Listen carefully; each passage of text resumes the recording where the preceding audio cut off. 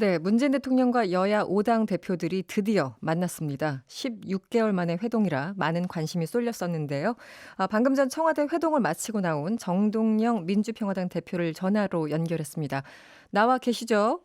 네, 안녕하세요. 네, 네. 안녕하세요, 대표님.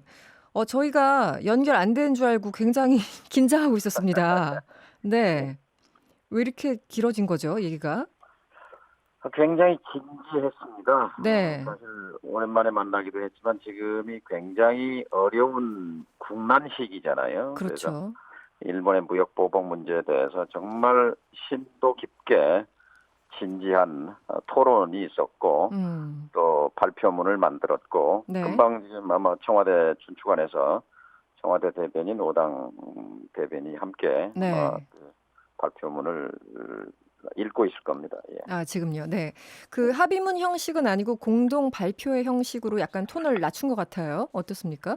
예, 대통령께서는 합의문을 원했는데요. 또 네. 뭐, 황교안 대표가 이제 합의에 어렵다는 의견을 음. 내서 제가 그럼 네. 발표문 정도로 합시다 해서 네. 뭐 합의문과 발표문에 큰 차이는 없습니다만 네. 어쨌든 오늘 여야 5당 대표가 음. 그 일본의 무역 보복 조치에 대해서 네. 초당적 협력 네. 모인 것 자체가 메시지죠. 네네네. 울림이 있는 거고요. 이게 불안해하는 국민들께 나름대로는 위로와 힘이 됐다고 생각하고요. 그다음에 이제 그 발표문에 표현됐습니다만 네.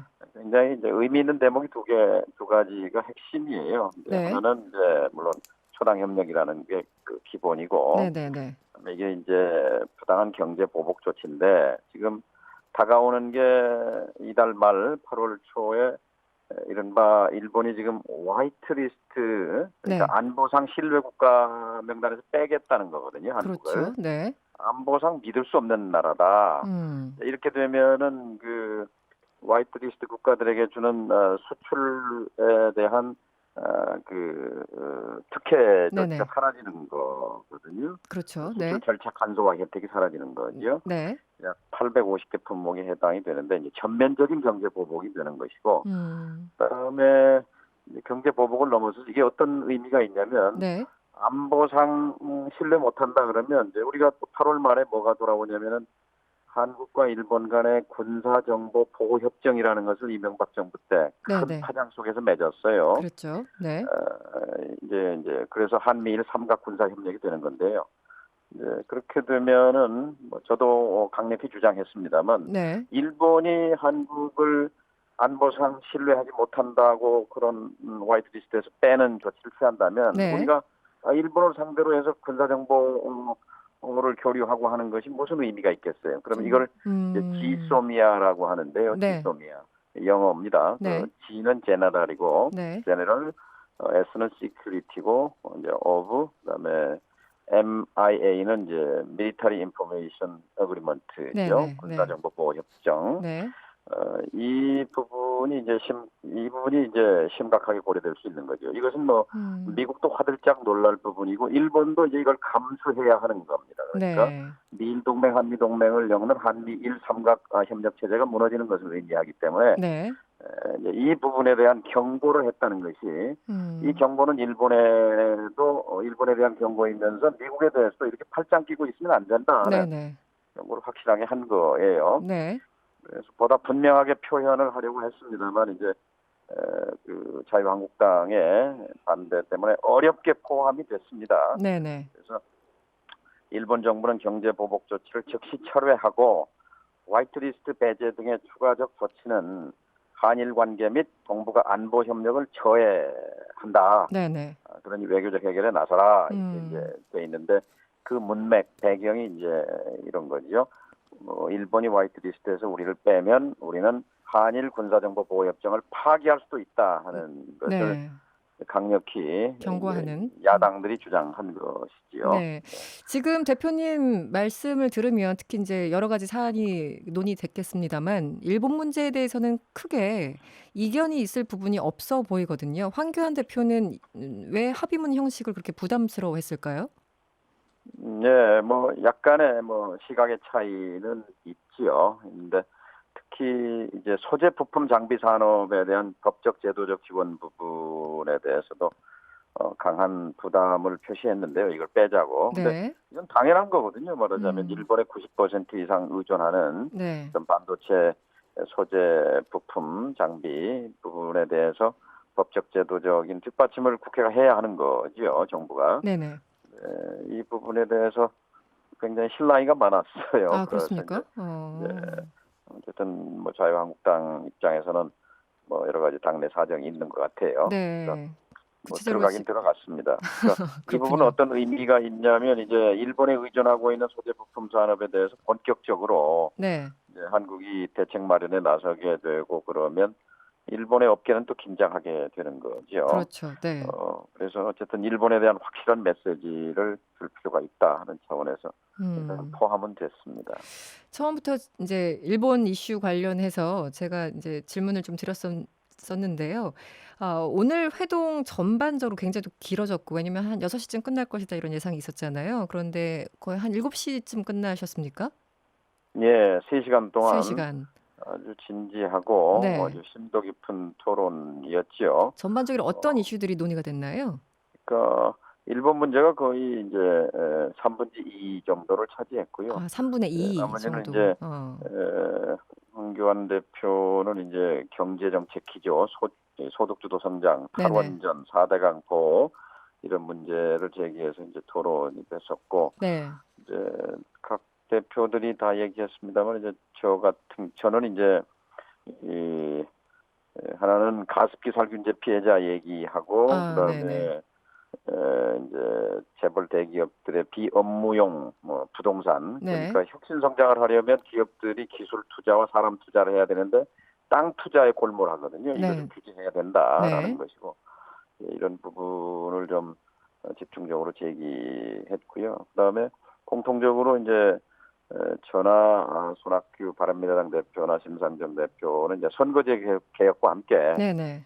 개헌, 이 원포인트 개헌에 대한 중요성을 부각시키기 위해서 네네. 뭐 열심히 좀 얘기를 했습니다. 근데 워낙 일본 문제에 밀려서 뭐 깊이 있게 토론이 되진 않았습니다만 입장은 뭐 충분히 개진이 된 거죠. 네. 지금 어제가 마침 네. 재헌절이었고요. 예. 네. 오늘 저도 보도를 지금 보고 있습니다만 정두영 대표께서는 이제 개헌에 대해서 대통령 2년 전 입장 여전히 예. 유효하냐 이렇게 질문을 하신 거로 보도가 되고 있어요. 예. 대통령 대답이 나왔습니까? 제가 지금 정신이 없어 나와 보니까 거기에 네. 대한 대답을 못 듣고 다시 질문만 하고 서면 질문이라도 나오셨어요. 보내야 할 것 같습니다. 네. 대변인한 청와대 대변인에게 요구해서 그거 답을 추가로 붙들어야 될 것 같아요. 워낙 네. 이게 핫했어요. 이제 발표문 놓고 마지막 조율이 그래서 뜨거웠기 시간이 때문에. 더 예, 예. 네. 알겠습니다. 여러 가지 좀 하나만 더 예, 여쭤볼게요. 예. 안보 라인 교체에 대해서 야당들은 모두 동의를 하고 있습니까? 어떻습니까? 그 부분은 이제 그 자유한국당과 바른미래당이 네. 제기를 네. 했고요. 예. 국방장관 해임 등등. 네. 그래서 이제 저는 이제 뭐 그 분위기도 그랬습니다만 오늘 5당 대표 회동에 이어서 국회가 결의로 300명 의원, 297명 재적의원 전체의 이름으로 네. 일본의 경제 보복을 규탄하고 철회를 요구하는 결의안을 바로 처리해야 한다. 그리고 네. 또 추가 경정 예산안, 추경 예산안도 함께 처리하자. 네네. 그리고 그러기 위해서는 여당이 양보해야 한다. 음. 야당이 지금 자유한국당이 주장하는 국방장관 해임 건의안 그 네. 보고하도록 해라. 보고 자체를 막는 것은 이거 네. 좋지 않다. 네. 그러니까 좀 통 크게 여야가 한 발씩 물러나서 네네. 국익 차원에서 하자고 극구 제안했고 음. 뭐 공감대도 있었습니다만 아무튼 네. 결론은 안 났습니다. 네. 그건 이제 국회 원내 협상으로 넘어간 셈이죠. 알겠습니다. 일단 민주평화당 내부 얘기가 사실 또 궁금합니다. 오늘 뭐 청와대 회동도 궁금하지만. 오늘은 뭐 그건 뭐 자잘한 얘기가 돼서요. 국민의 관심사가 아니니까 네. 현재로서는 지금 뭐 너무 큰 그 주제들에 대한 토론 또 이게 여야 5당 대표 회동이 1년에 한 번씩 있어서야 되겠습니까? 네네. 적어도 매달 아니면 뭐 분기별로는 한 번씩 이루어져야 한다고 생각합니다. 그리고 네. 실제 문재인 대통령이 쓴소리를 누가 비서들이 쓴소리 하겠습니까? 장관들이 하겠습니까? 또 음. 실제 생생한 반대 목소리, 반대자의 목소리를 물론 듣기는 거북스럽고 거북하고 뭐 귀에 거슬릴 수 있지만 네. 그런 얘기 들어야 된다고 보거든요. 네. 그래서 저는 문 대통령이 굉장히 유익한 자리였다고 생각합니다. 저희들도 네. 물론 의미 있는 자리였습니다만 네. 다만 1년에 한 번씩 만나서는 안 된다라고 생각해요. 네. 미국 정동영 대통령 대표님. 중에요. 네. 말씀하세요. 질문을 그 민주평화당 얘기를 저희들이 또 질문을 안 드릴 수는 없어서 좀 불편하시더라도 그래요. 한두 개 정도만 아니, 저희가 좀 양해를 불편한 건 구하겠습니다. 아닌데 네. 오늘 지금 이 국난 상황에서 여야 5당 대표가 음. 만난 내용 설명을 10분지 1도 못했는데 저희 네. 민주평화당 내에 무슨 당내 분란이 그렇게 중요할까요? 예. 어. 뭐 질문하십시오. 예, 네. 예. 9월 말에 제3지대 신당을 출범할 거다. 유성엽 원내대표가 그 오늘 라디오 프로그램에 출연해서 그런 얘기를 했는데 이게 방향이 어떻게 되는 겁니까?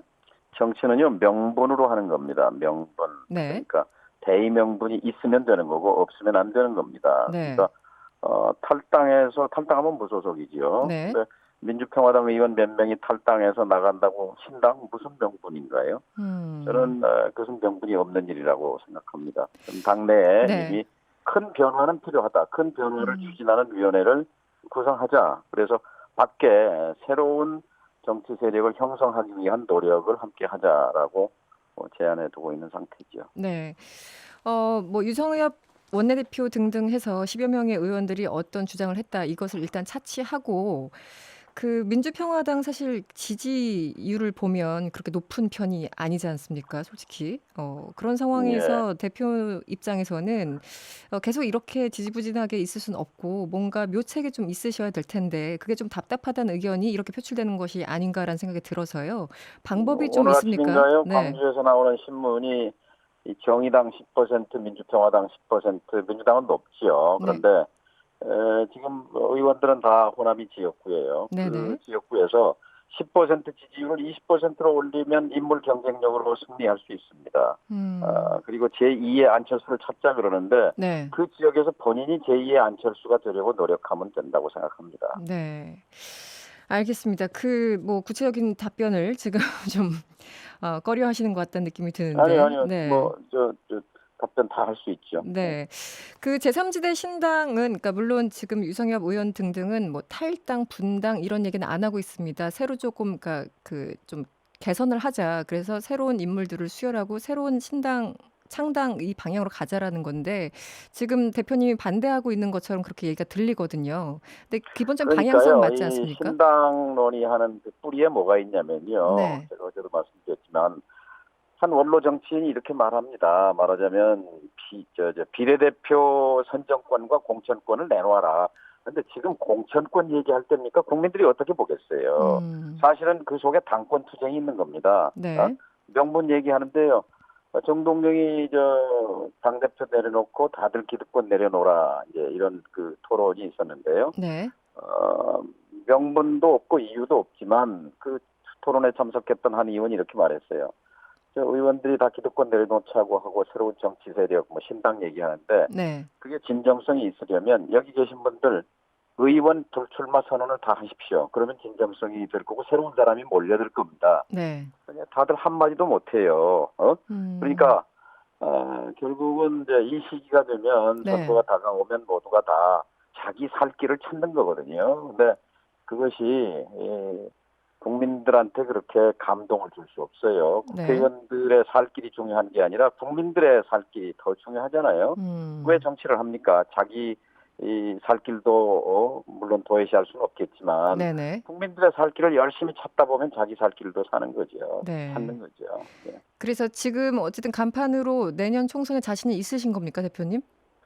그래서 민주평화당을 오늘도 선거제 개혁, 민주평화당 없이 선거제 개혁, 네. 그렇죠? 네. 작년 이맘때 선거제 개혁에 시옷자도 안 나온 걸 어쨌든 대통령의 화답을 이끌어내고 의제화하고 세력화하고 여기까지 밀고 왔어요. 네네. 개헌을 어떻게든 의제화하려고 하는 이런 당의 어떤 정치적인 노력, 또 가습기 피해자의 눈물을 닦아주기 위해서 국회가 눈물 바다가 됐고 국민 경청 최고위를 하고 오늘 대통령께 가습기 피해자들의 눈물을 닦아달라고 호소하고 네. 이런 것들이 쌓이면 민주평화당의 존재 이유가 생기는 거죠. 네. 그리고 제3세력이 형성되면 협력하면 되는 거예요.